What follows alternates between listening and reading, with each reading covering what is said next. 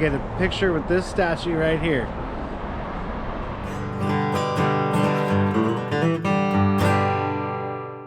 Patrick Cleburne, one of my favorite Confederate generals and one of my favorite men of the entire war to study. He was known as the Stonewall of the West, and I had always wanted to go check out this statue of him standing in a section of Ringgold Gap. I had spent the day over at Chickamauga and the sun was going down, and I raced over here just to see it before the sun went down, and I made it just in time. After the defeat at Missionary Ridge, Cleburne was tasked with delaying the Union pursuit. He was ordered to hold Ringgold Gap at all costs and allow the Confederate supply trains and artillery to retreat safely back towards Dalton, Georgia. Using about 4,157 men, he strategically put them around and inside the gap, utilizing the terrain effectively, placing troops on White Oak Mountain, Taylor's Ridge, and everywhere he could to cover both flanks.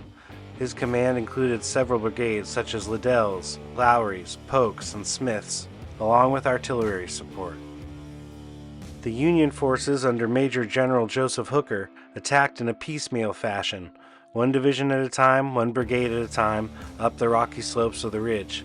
But Cleburne's men were ready, and they managed to hold their positions against 3 attacks for about 5 hours, inflicting significant casualties on the Union troops while using their ammunition judiciously.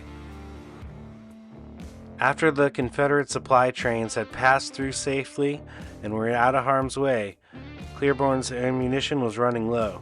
He received his orders to fall back and did so skillfully, leaving the skirmishers to cover his withdrawal. After the trains had crossed the railroad bridge, he burned it to prevent any further Union pursuit.